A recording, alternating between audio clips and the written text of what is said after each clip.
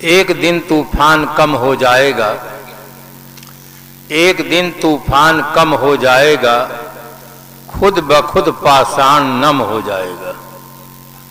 स्वर्ग चूमेगा धरा के बढ़ चरण, आदमी जब आदमी बन जाएगा।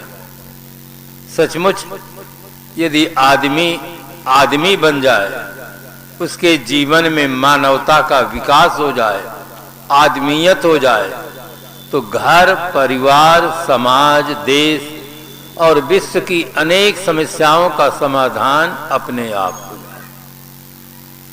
सब व्यवस्था के मूल में आदमी है। संसार में जो कुछ विकास हम देख रहे हैं, उस विकास का सारा श्रेय मानव को ही प्राप्त है। संसार में सभी प्राणी होते, केवल आदमी भर नहीं होता तो दुनिया में एक भी किताब नहीं होती। चाहे वो वेद हो, चाहे कुरान हो, चाहे बाइबल हो, चाहे गुरु ग्रंथ साहिब हो, चाहे बीजक हो, भवयान हो, उपनिषद हो, शास्त्र हो, पुराण हो, दुनिया के सारे ग्रंथ मानव मस्तिष्क की उपज। श्रद्धालुओं ने माना है कि हमारे मान ग्रंथ आकाशीय, अपौरुषेय है, ईश्वर वाणी है, आकाश से छपकर आ जाते हैं। ये श्रद्धालुओं की केवल मान्यता है। आकाश में कहीं कोई प्रेस नहीं है कि वहां से पुस्तकें छप करके नीचे गिराती। दुनिया की सारी पुस्तकें मानव मस्तिष्क की उपज है। आज के इस वैज्ञानिक युग में भी दुनिया के किसी देश में मानवेतर प्राणी एक भी किताब नहीं बना सके। शक्ति के दृष्टिकोण से हाथी के पास, शेर के पास, चीता के पास बहुत बड़ी शक्ति होती है, वो शारीरिक शक्ति है, किंतु वे किसी ग्रंथ की रचना नहीं कर सके। ग्रंथ की रचना का श्रेय मानव को है और मानव के लिए है। इसलिए हर आदमी के उदार विचार होना चाहिए कि हम सभी ग्रंथों का आदर करें। आदमी के दिमाग में सांप्रदायिकता का इतना विष घर कर गया है कि एक संत थे, हमारे एक भक्त, उनके हाथ में एक पुस्तक दे दिए, गुरु चेला संवाद। तो उस महात्मा ने कहा, कबीर पंथ की पुस्तक हमारे हाथ में आप छुआ दिए हैं तो 200 रुपया जुर्माना दे। कबीर पंथ की पुस्तक हमारे हाथ में क्यों छुआ दी? अब वो इसलिए छुआ दिया कि देखिए महाराज जी, हमारे इसमें भी रामायण का प्रमाण मिलता है, हमारे ग्रंथकार भी रामायण पढ़ते हैं और रामायण के इसमें दोहा, साखी लिखा, चौपाई लिखा हुआ है। उन्होंने कहा छुआया तुम हमारे हाथ में क्यों, 200 रुपया जुर्माना दो। वो भक्त भी बहुत अच्छे थे, उन्होंने कहा कि तुम कबीर पंथी संत को बुला करके अपने सामने मंच लगवाए हो, अब कोई उत्तर नहीं दे पाए हो तो 500 रुपये जुर्माना आप दीजिए। आप ऐसा क्यों किए? अपने सामने मंच पर बैठाए हैं, बात किए हैं, कोई उत्तर नहीं दे पाए हैं तो 500 रुपये जुर्माना आप दें। ऐसा कहकर वो चल दिया। इतनी सांप्रदायिकता का जहर आदमी के दिमाग में भरा हुआ है कि अगर आप मंदिर में जा करके अगर आप अल्लाह अकबर की अजान कर दें तो देवता तो कुछ नहीं बोलेगा, किंतु पुजारी कहेगा क्या आपको दिन में ही रतमधी होती है? ये मंदिर है, यहां ओम भूर्भुवा हो सकता है किंतु बिस्मिल्लाहिर्रहमानिर्रहीम नहीं हो सकता है। अगर आप मस्जिद में जा करके कह दें ओम भूर्भुवः स्वः तत्सवितुर्वरेण्यं भर्गो देवस्य धीमहि धियो यो नः प्रचोदयात्, लगता है वहां हाइड्रोजन बम छूट गया। शब्द ही है और कुछ नहीं है, किंतु अपने संप्रदाय के विरुद्ध लोग शब्द नहीं सुनते। कितनी सांप्रदायिकता भरी हुई दिमाग में। सबके अपने अपने भगवान हैं, प्राइवेट भगवान है, रेगुलर भगवान है ही नहीं। अपने अपने भगवान को मंदिर बना करके अपना अपना पूजा कर लेते हैं और कोई दूसरे के भगवान को पूजा नहीं कर सकते। एक बौद्ध वालों को कहो जाकर कि राम मंदिर में चलो पूजा करना है, कभी नहीं कर सकते। और राम वालों को कहते चलो बौद्ध मंदिर में पूजा करना, वो भी नहीं जाएंगे। सबके अपने अपने भगवान, प्राइवेट भगवान। आदमी के दिमाग में विषाक्त बहुत संकुचित विचार भरे हुए। दुनिया की सारी पुस्तकों को पढ़ो। सदगुरु कबीर साहब का हृदय सागर की तरह विशाल था। उन्होंने कहा सुनिए सबकी, निबेरिए अपनी, सिंदूर का सिंधौरा झपने की झपनी। कितनी बढ़िया बात। यो नहीं कहते केवल मेरी बात सुनो। जिन लोगों का माल कच्चा होता है वे परख करने से डरते रहते हैं। और साहब कहते सुनिए सबकी। आज के इस वैज्ञानिक युग में भी ऐसे गुरजन पाए जाते हैं जो कहते हैं कि दूसरे के संप्रदाय में मत जाओ, दूसरे के संप्रदाय के ग्रंथों को न पढ़ो, दूसरे के संप्रदाय के संतों का सत्संग न करो। जैसे स्त्री होती है, पतिव्रता होती है, इसी प्रकार से तुम पतिव्रत के तरह गुरु भक्त बनो, दूसरे के ग्रंथ न पढ़ो। कितनी संकीर्णता है। आवाज से 600 वर्ष पहले साहब कहे गए हैं सुनिए सबकी। कितना साहब के मन में भाव है। सदगुरु कबीर साहब की वाणी में श्रद्धा और बुद्धि दोनों का आदर पाया जाता है और आज इसकी बहुत आवश्यकता है। तो मैं कह रहा था कि जितने ग्रंथ हैं सब मानव मस्तिष्क की उपज है, आदमी के द्वारा लिखे गए हैं और आदमी के लिए लिखे गए हैं। इसलिए हमें सदगुरु कबीर साहब की याद आती है। उन्होंने कहा साधु ऐसा चाहिए जैसा सूप सुभाए, सार सार को गह रहा थोथा दे उड़ा। व्यवहारिक जीवन में दो चीजें मिलती हैं, एक सूप और एक चलनी। सूप का स्वभाव होता है असार को फटक करके बाहर कर देता है, सार को अपने पास रखता है।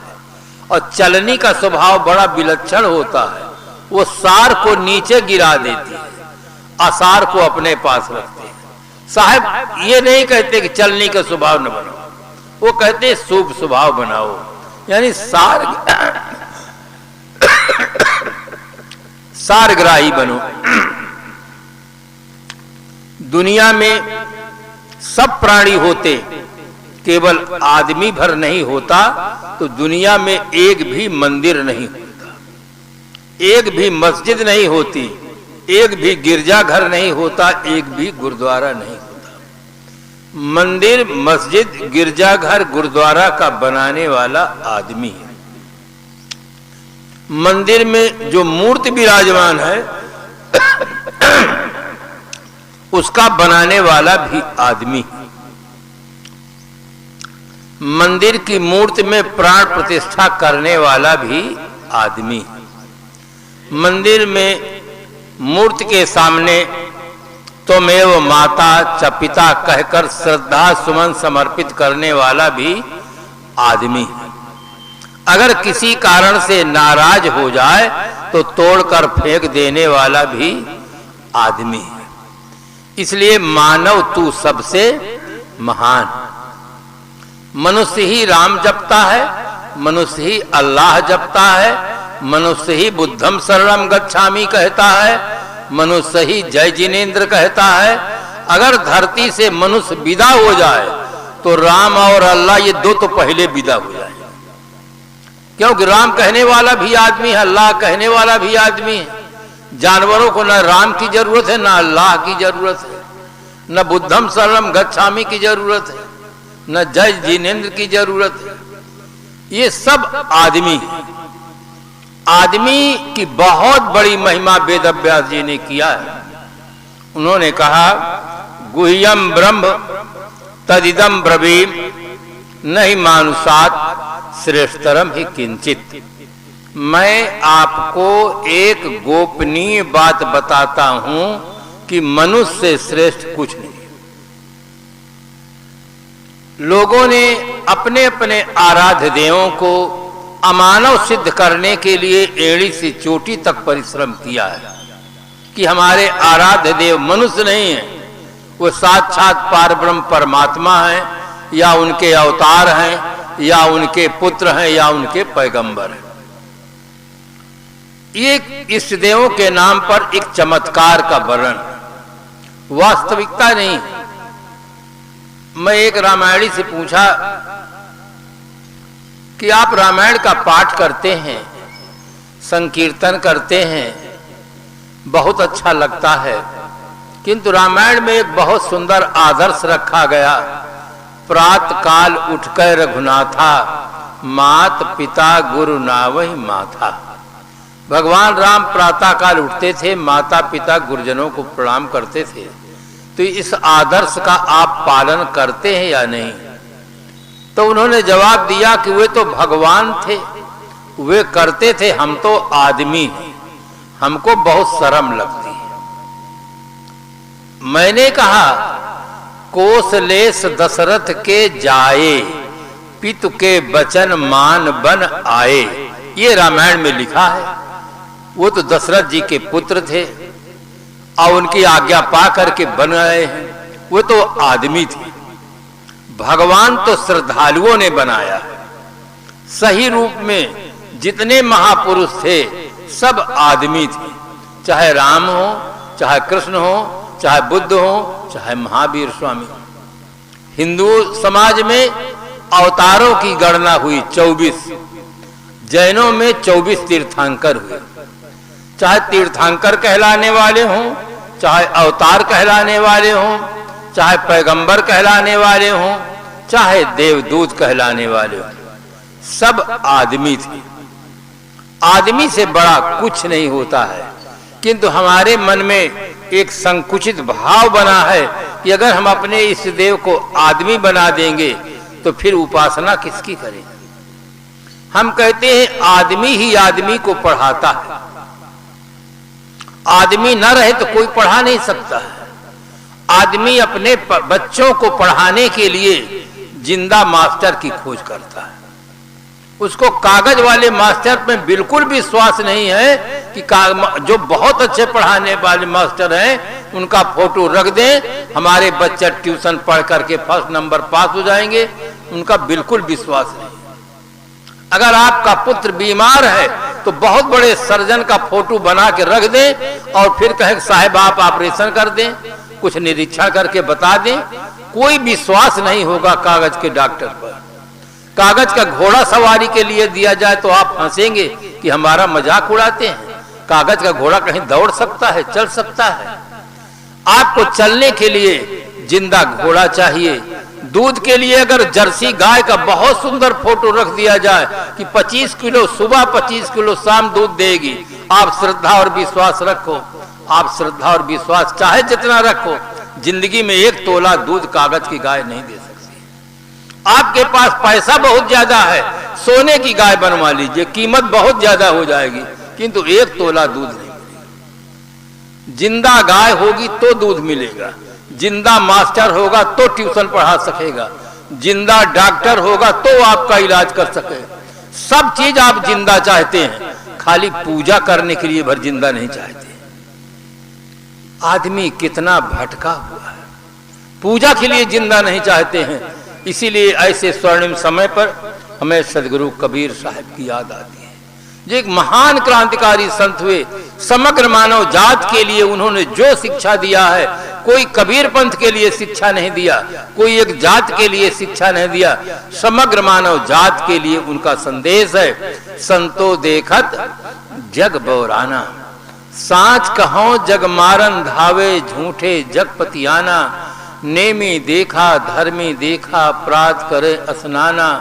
आत्म मार पसाड़ई पूजे, उनमें किछो न ज्ञाना। संतो देखत जग बौरा। ऐ संतो, मैं संसार की स्थिति को देखता हूं तो मुझे ऐसा लगता है संसार के लोग बौरा गए, पगला गए।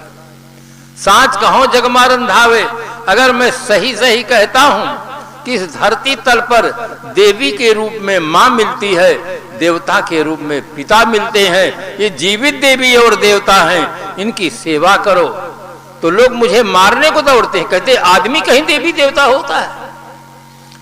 ये माता पिता तो घर में रहते हैं और देवी देवता मंदिर में रहते हैं। आप जाकर हनुमान जी से पूछिए कि वो मंदिर में थे कि सुग्रीव के मंत्री थे। राम जी से पूछिए उन्हें मंदिर में रहने का समय कहां था। 14 वर्ष तो वनवास किए, फिर राजकाज सब संभालते रहे, मंदिर में कहां रहते? मंदिर में केवल उनकी मूर्ति रहती है, मंदिर में वे नहीं थे। मंदिर में देवी और देवता कहलाने वालों की केवल मूर्ति है, वे नहीं है। मंदिर में आप जाते हैं, मंदिर के सामने शेर की मूर्ति बनी रहती है और शेर मुंह बाए खड़ा रहता है। अगर सचमुच वो शेर हो तो एक बार दहाड़ दे तो पुजारी क्या 9 2 11 हो जाए, किंतु पुजारी समझता है ये सीमेंट का शेर है, पत्थर का शेर है, असली शेर नहीं है। असली शेर हो तो मजाल है पुजारी उसके पास से निकल जाए।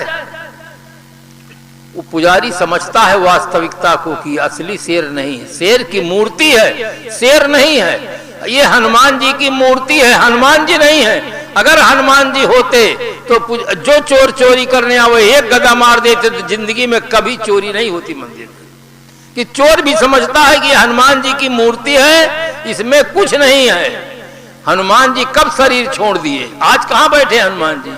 ये केवल मूर्ति है, इसलिए चोरी करने वालों की बहुत सुविधा रहती है। मंदिरों में खूब सोना चांदी रहता है, आराम से ले जाते हैं। ये कुछ जानते हैं मूर्ति न बोल सकती है, ये भी नहीं, आवाज भी नहीं दे सकती कि लूटने वाले आ गए, कम से कम तुम जागो पुजारी, ये भी नहीं कह सकते। मंदिर की मूर्ति में अगर मक्खी बैठ जाए तो अपने हाथ से उड़ा भी नहीं सकती है, तुम्हारा क्या काम करेगी? आए लोग, दूसरे देश से लोग आए, सोमनाथ मंदिर में आक्रमण करके और सब लूट करके सोना चांदी ले गए, शिव जी की मूर्ति तोड़ दिए, पुजारियों को काट डाले। कहते रहे लोग कि शंकर जी तीसरा नेत्र खोलेंगे सब भस्म हो जाएगा, शंकर जी का कुछ पता नहीं। ये घोर अंधविश्वास है। आज हमारा समाज, पढ़ा लिखा समाज भी घोर अंधविश्वास में पड़ा हुआ। जिनके सामने हम हाथ जोड़कर प्रार्थना करते हैं, कम से कम कुछ तो बुद्धि का प्रयोग करो। आप शिक्षित हैं, आपके अंदर वो क्षमता होनी चाहिए, कुछ सोच होना चाहिए। थोड़ी देर पहले जो आदमी बोलता था, सुनता था, अब शरीर के अंदर से चेतना निकल गई है। अब कान असली हैं और वो कान सुनते नहीं हैं। घर के लोग कितने जोरों से रोते हैं, सगे संबंधी रोते हैं, कान वही है जो पहले सुनते थे, केवल सुनने वाला चला गया, अब कान सुनता नहीं है। आंख अब भी है असली आंख, अब आंख देखती नहीं। और जो कागज के कान हो, लकड़ी के कान हो और पत्थर के कान हो, वो हमारी प्रार्थना कैसे सुनेंगे? असली कान जब नहीं सुनते, क्योंकि सुनने वाला नहीं है। कान नहीं सुनता बंधुओं, ध्यान देना। कान से हम सुनते हैं, आंख नहीं देखती है, आंख से हम देखते हैं। हम न रह जाए शरीर में तो आंख देख नहीं सकती, कान सुन नहीं सकता। आंख और कान ये साधन है सुनने के। जैसे फोन होता है, फोन से हम बोलते हैं, फोन से हम सुनते हैं। फोन न बोलता है और न फोन सुनता है।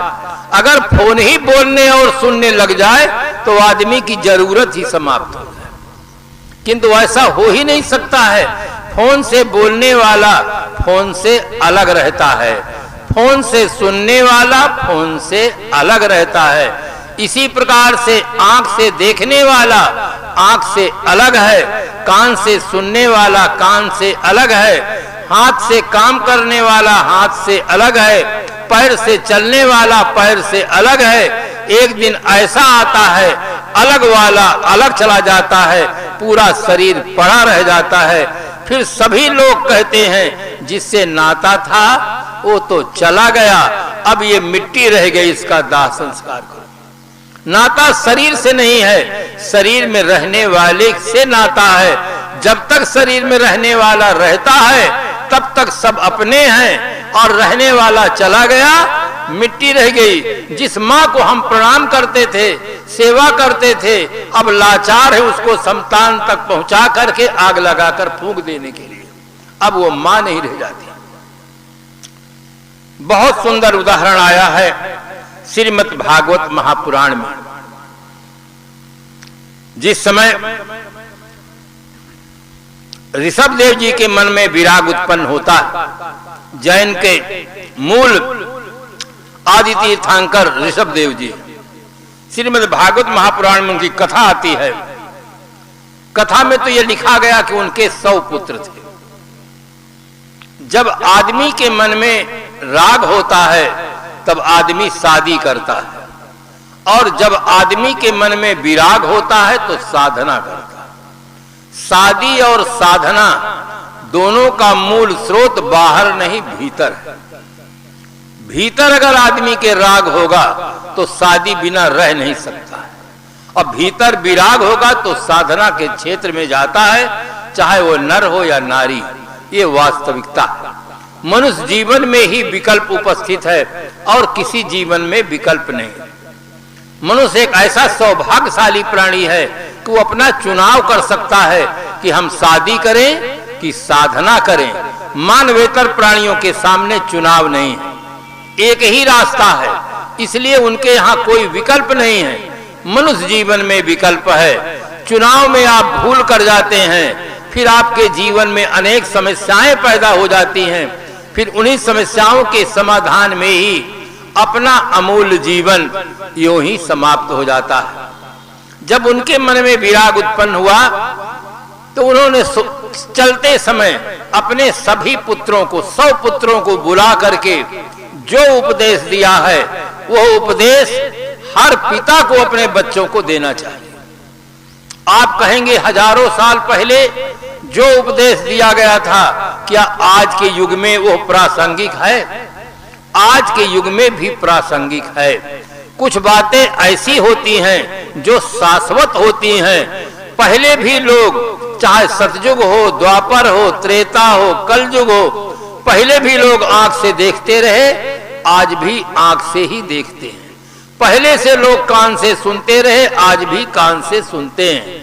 पहले से लोग जानते हैं कि मुर्दा कुछ काम नहीं करता, आज के इस वैज्ञानिक युग में भी मुर्दा कुछ काम नहीं करता, सब काम जिंदा करता है। कुछ चीजें ऐसी होती हैं जो शाश्वत होती हैं। उन्होंने, आपके मन में एक जिज्ञासा होगी कि उन्होंने क्या उपदेश दिया है। ध्यान से सुनेंगे। उन्होंने कहा, जिसके रहने से माँ माँ कहलाती है, पिता पिता कहलाता है, पति पति कहलाता है, पत्नी पत्नी कहलाती है, गुरु गुरु कहलाता है, शिष्य शिष्य कहलाता है। जिसके न रह जाने पर माँ माँ नहीं रह जाती, पिता पिता नहीं रह जाता, पति पति नहीं रह जाता, पत्नी पत्नी नहीं रह जाती, गुरु गुरु नहीं रह जाता, शिष्य शिष्य नहीं रह जाता। उस तत्व का अनुसंधान करो कि वो तत्व क्या। वो तत्व है चैतन्य तत्व, जिसके रहने से माँ माँ है।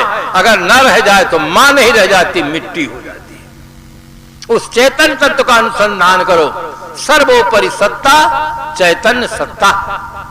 हम आप गणित पढ़ते हैं, गणित में एक अंक के पश्चात दाहिने तरफ जब 0 लग जाता है तब उसका मूल 10 गुना बढ़ जाता है। एक 0 और लगा दे 100 हो जाता है, एक 0 दाहिने तरफ और बढ़ा दे 1000 हो जाता है। जितना 0 बढ़ाते जाएंगे 10 गुना महत्व बढ़ता जाएगा। अगर मूल में एक को हटा दे, सैकड़ों 0 रख दे, उनका क्या मूल होगा? कुछ मूल नहीं होगा। इसी प्रकार से हमारे आपके जीवन में एक चैतन्य तत्व के रहने के नाते आंख का महत्व है, कान का महत्व है, हाथ का महत्व है, पैर का महत्व है। अगर एक चैतन्य सत्ता हट जाती है, सब 0 पॉइंट में पहुंच जाते हैं, आग लगाकर फूंक देते हैं। न आंख काम करती है, न कान, न हाथ, न पैर, सब निष्क्रिय हो जाते हैं। सर्वोपरि सत्ता चैतन्य सत्ता है, जीव सत्ता है, आत्म सत्ता है। वेदांत की भाषा में कहूं तो उसको ब्रह्म कहा जाता है। अयम आत्मा ब्रह्मो। गीताकार ने लिखा, उपदृष्टानुमंता चा भर्ता भोक्ता महेश्वरः परमात्मेत चाप युक्तो देहे अस्मिन पुरुषः परः। इस देह में रहने वाला पुरुष उपदृष्टा, अनुमंता, भर्ता, भोक्ता, परमात्मा, महान ईश्वर है। संत सम्राट सदगुरु कबीर साहब ने कहा, राम खुदाय सत्य शिव एक कौंधों का ही निहोरा। कितना सुंदर समन्वय सदगुरु कबीर साहब ने किया, हजारों वर्ष पहले गीताकार ने किया। किंतु हम इन ग्रंथों को वैज्ञानिक ढंग से चिंतन नहीं करते हैं। हमारे मन में तो संप्रदायवाद भरा हुआ है, संकीर्णता भरी हुई है।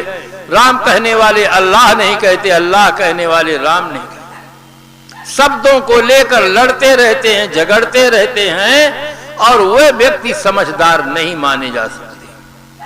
जैसे एक पिता था, उसके 2 बच्चे थे। दोनों बच्चे प्राथमिक शाला में पढ़ते थे। सुबह का समय था, दोनों बच्चे गणित लगा रहे थे। छोटे भाई ने कहा, गुरुजी ने पढ़ाया है 6 धन 4 बराबर 10 होता है। बड़े भाई ने तुरंत कहा, तुम बेवकूफ, तुम्हारे गुरु बेवकूफ। हमारे गुरुजी ने पढ़ाया है 8 धन 2 बराबर 10 होता है। दोनों भाई बहस में उतर गए। छोटे भाई ने कहा, हम अपने गुरुजी की बात मानेंगे, तुम्हारे गुरुजी की बात हम क्यों माने? जब हमारे गुरुजी ने पढ़ाया है 6 धन 4 बराबर 10 होता, तो अपने गुरु की बात माने। दोनों भाई बहस में उतर गए। पिताजी अंदर से सुन रहे थे। पिताजी बाहर आए। उन्होंने कहा, बेटा क्यों बहस करते हो, अपना अपना काम करो। छोटे भाई के स्वाभिमान को धक्का लग गया था, भीतर से दुखी हो गया था, क्योंकि उसे और उसके गुरुजी को बेवकूफ बताया गया था। उसने कहा, पिताश्री देखो तो बड़े भाई साहब का दुस्साहस, हमें और हमारे गुरुजी को बेवकूफ बताते हैं। अरे जब हमारे गुरुजी ने पढ़ाया है 6 धन 4 बराबर 10 होता है, तो हम अपने गुरु की बात माने कि इनके गुरु की बात माने? तुरंत बड़े भाई ने कहा, पिताजी इसके पास इतनी भी अकल नहीं है कि सहायक अध्यापक बड़ा होता कि प्रधानाचार्य बड़े होते।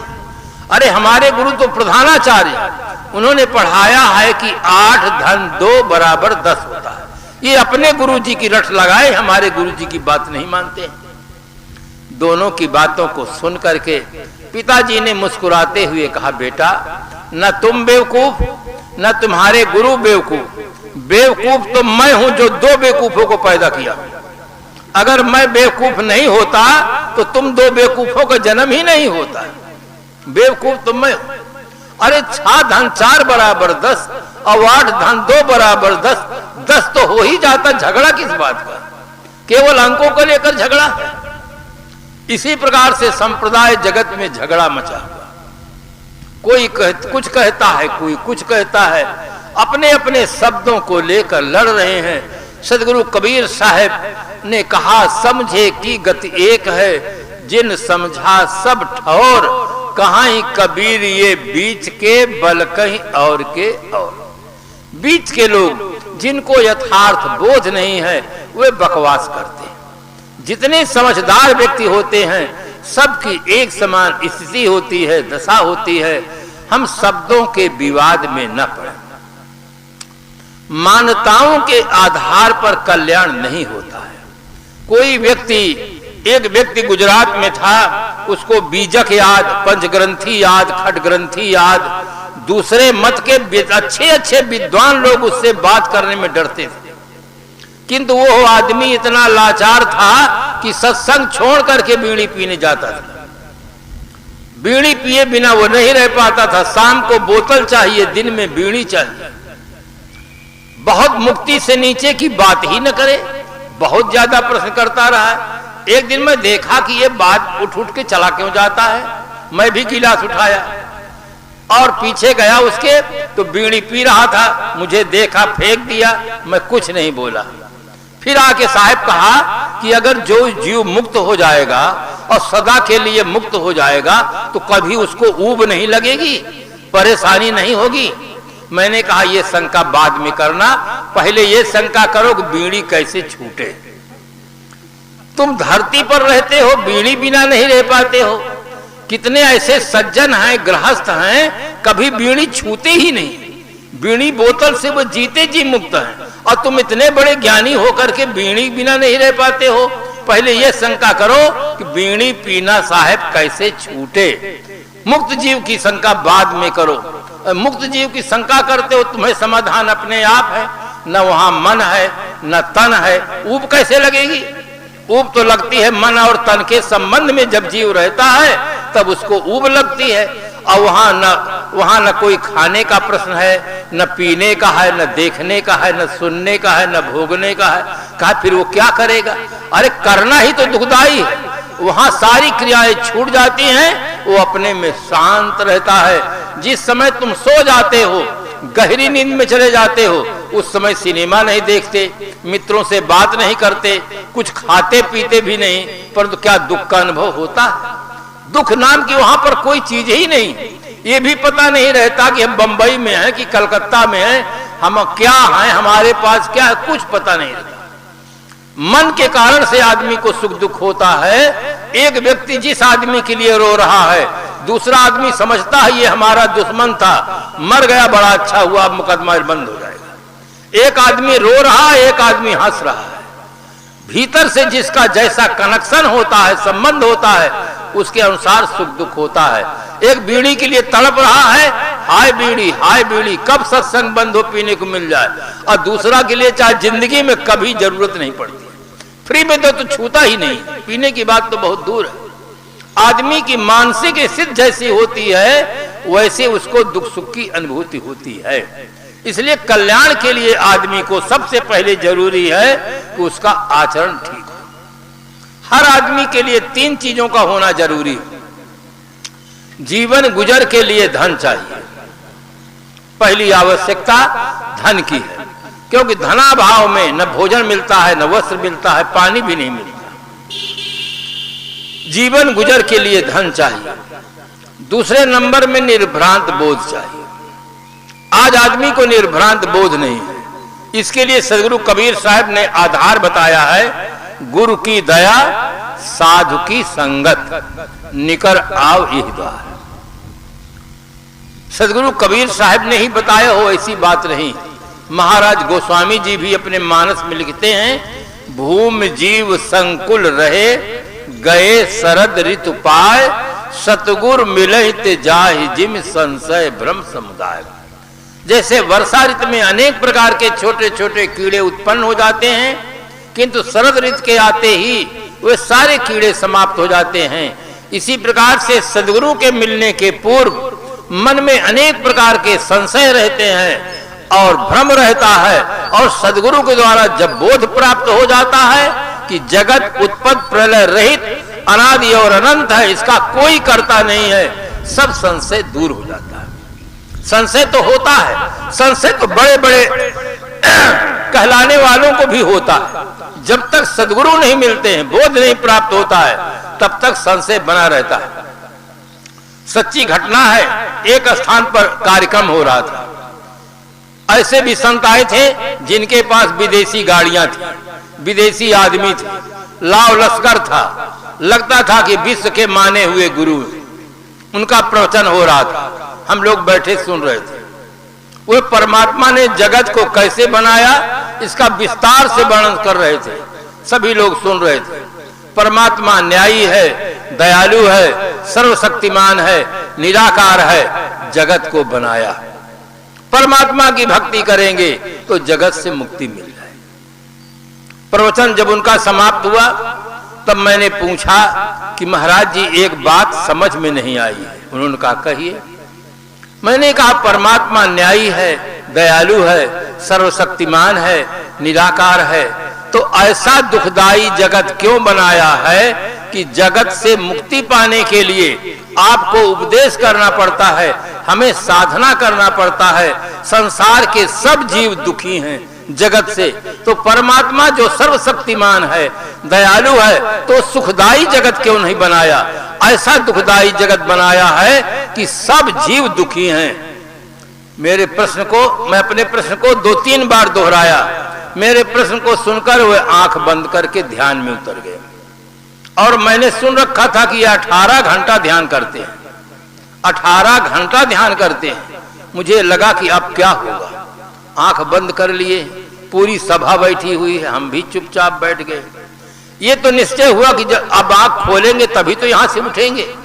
बैठे रहो, बैठे रहे। आधा घंटा के बाद वो आंख खोले। जब आंख खोले तो उत्तर दिए कि ये बात तो परमात्मा ही जान सकता है, आदमी नहीं जान सकता। ये उनका उत्तर था। उनके अंगरक्षक जो थे तुरंत उठाए कि चलिए महाराज जी जलपान करने के लिए।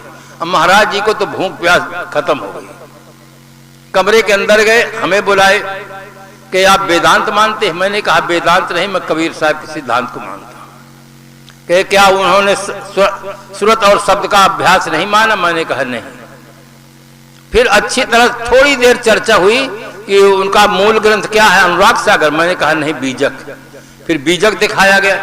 फिर ना आगे हुए प्रश्न किए, ना आगे हम कोई उत्तर दिए। मतलब भरे काफी हो गया। एक ही प्रश्न में साफ चिट हो गए कि हाँ ये आदमी नहीं जान सकता। बड़े बड़े बाहरी वैभव उनके पास बहुत था, किंतु बोध नहीं था। जब तक सदगुरु नहीं मिलेंगे आदमी को बोध नहीं हो सकता है। निर्भ्रांत बोध नहीं होता है कि जगत का बनाने वाला कोई है। तमाम मत मजहबों से मैंने पूछा, बड़े बड़े लोगों से पूछा, विनम्रता से पूछा। एक ने कहा परमात्मा तक कोई नहीं गया, अवतार यहां तक पहुंचे, महात्मा यहां तक पहुंचे, परमपिता परमात्मा तक कोई नहीं पहुंचा। मैंने कहा अभी टोकूंगा तो ये दिखाएंगे नहीं। चुप रहा। फिर जब अंतिम कक्ष में गए तो फिर गाइड करने वालों ने कहा अवतार यहां तक गए, महात्मा यहां तक गए, परमपिता परमात्मा तक कोई नहीं गया। मैंने कहा अब पूछता हूं। मैंने कहा एक बात बताओ, जो पिता होता है वो किसी का पुत्र होता है। डायरेक्ट पिता होने का संसार में कोई उपाय नहीं, डायरेक्ट मास्टर होने का कोई उपाय नहीं, डायरेक्ट सास होने का कोई उपाय नहीं। पहले बहू बनेगी फिर सास बनेगी, पहले विद्यार्थी बनेगा तब शिक्षक बनेगा, पहले पुत्र बनेगा तब पिता बनेगा। जो परम पिता परमात्मा है वो पुत्र किसका है मुझे ये बताओ। कहा ये तो मैं नहीं जानता। कहा जो सबसे बड़े हैं मैं उनको जगा के लाता हूं, आप मंच पर चलिए। मैंने कहा ठीक। मैं मंच पर गया, तमाशगीर बहुत आदमी मंच पर चले गए। जगा करके लाए एक वृद्ध व्यक्ति को। उन्होंने कहा महाराज क्या प्रश्न है? मैंने कहा मेरा प्रश्न कुछ नहीं है, ये गाइड करने वालों ने प्रश्न खड़ा कर दिया कि अवतार यहां तक पहुंचे, महात्मा यहां तक पहुंचे, परमपिता परमात्मा तक कोई नहीं पहुंचे। तो मैं इनसे पूछा हूं कि जो परमपिता परमात्मा है वो पुत्र किसका है? क्योंकि डायरेक्ट पिता कोई नहीं हो सकता, पहले पुत्र होता है तब पिता बनता है। तो जो परम पिता है वो पुत्र किसका है मैं ये पूछा हूं। बड़े ईमानदार सज्जन आदमी थे। उन्होंने कहा महाराज आज तक कोई ऐसा प्रश्न नहीं किया है, हमें भी नहीं मालूम है। आप अपना नाम पता दे दीजिए, हम अपने मूल सेंटर से उत्तर मंगा लेंगे। आज तक उत्तर नहीं आया है। जब तक सदगुरु नहीं मिलते हैं तब तक आदमी को निर्भ्रांत बोध नहीं होता है। आज के इस वैज्ञानिक युग में भी निर्जीव मूर्तियों के सामने सजीव प्राणियों की हत्या होती है। बकरा काटा जाता है, भैंसा काटा जाता है, मुर्गा काटा जाता है, ऊंट काटे जाते हैं निर्जीव मूर्तियों के नाम पर। या आकाश में कोई परमात्मा है उसको खुश करने के लिए ये सब किया जाता है। आदमी दिमाग का अपने कुछ उपयोग नहीं करता है, लकीर का फकीर बना हुआ है, अंधानुकरण करते चला रहा है। कुछ लोग कहते हैं हम अपनी परंपरा को नहीं छोड़ सकते हैं। अरे आप अपनी परंपरा को छोड़ चुके हैं। आपके परंपरा में पहले लोग पैंट नहीं पहनते रहे, धोती कुर्ता पहनते, पैंट पहनते कि नहीं? आपकी परंपरा में पहले घड़ी नहीं, अब हाथ में घड़ी क्यों बांधते हैं? परंपरा में पहले मोबाइल नहीं रहा, मोबाइल क्यों प्रयोग करते हैं? सब चीजों में तो परंपरा छोड़ दिए, केवल अंधानुकरण कर रहे पुरानी चीजों को नहीं। आपके परंपरा में कोई अंधा हो तो क्या बच्चा नया हो क्या उसकी आंख फोड़ डालेंगे? कुछ बुद्धि का प्रयोग करना सुख है। सदगुरु कबीर साहब ने इंकलाबी भाषा में कहा झूठा कब न करी है काज, हाँ वर्जो तो सुन निलाज, छाड़ो पाखंड मानो बात, नहीं तो परब यम के हाथ, कहाँ ही कबीर नर किया न खोज, भटक मुआ जस बन के रोज। हमारी और आपकी आस्था सत्य में होनी चाहिए, सत्य में वो जयते। संत सम्राट श्री कबीर साहब की आस्था सत्य में होने के नाते ही जहां तक उनको वह सत्य दिखाई दिया, इंकलाबी भाषा में उसका निराकरण किया। बड़ी विलक्षण प्रकृति। मैं सच्चे पथ का राही हूं, कह सकता दिन को रात नहीं, ईमान बेच दूं टुकड़ों में, ये मेरे बस की बात नहीं। दो टूक की भाषा में कहने वाले किसी महापुरुष का नाम हम जानते हैं तो उनका नाम है संत कबीर। आज उनके विचारों की समाज को बहुत बड़ी आवश्यकता है। आज हमारा समाज साक्षर जरूर हुआ है किंतु घोर अंधविश्वास का शिकार है और बौद्धिक विकास के साथ साथ नैतिक विकास नहीं हो पा रहा है। शिक्षा बहुत आगे बढ़ गई है, छोटे छोटे बच्चे कंप्यूटर चला रहे हैं और मोबाइल से बात कर रहे हैं, बौद्धिक विकास बढ़ रहा है किंतु उस अनुपात में नैतिक विकास नहीं बढ़ रहा। आज के बच्चे, साक्षर बच्चे नारा लगा रहे हैं, हम दो, हमारे दो, माता पिता को वृद्धाश्रम में दो। माता पिता को घर में ही देखना चाहते हैं, जिन्होंने जन्म दिया, पाला पोसा, पढ़ाया लिखाया, शादी किया, उन माता पिता को कहते वृद्धाश्रम में भेजो, पैसा दे देंगे किंतु घर में नहीं रहने देंगे। बंधुओं, जब तक हमारे अच्छे संस्कार नहीं होंगे, नैतिक विकास अच्छा नहीं होगा, तब तक न समाज में सुव्यवस्था हो सकती है, न जीवन में शांति हो सकती है। सदगुरु कबीर साहब की अमर साखी सबको याद रहे, मानुष तेरा गुण बड़ा।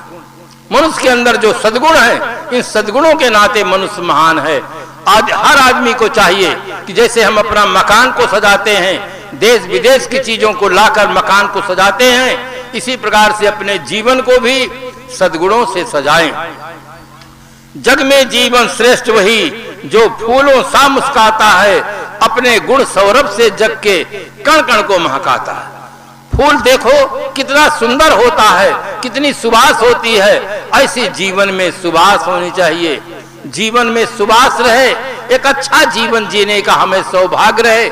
सद्गुरु संतों की उपासना करें, सजीव मूर्तियों का आदर करना सीखें। घर में रहते हैं, गृहस्थ हैं, माता पिता बड़ों का सम्मान करना सीखें। व्यसन मुक्त हमारा जीवन हो, शाकाहारी जीवन हो। सद्गुरु संतों की आराधना करें जिससे हमें बोध प्राप्त हो और हमें एक नया जीवन, पवित्र जीवन जीने का सौभाग्य प्राप्त हो। इन शुभकामनाओं के साथ हम अपनी वाणी को विराम देते हैं। आप सबको बहुत बहुत धन्यवाद।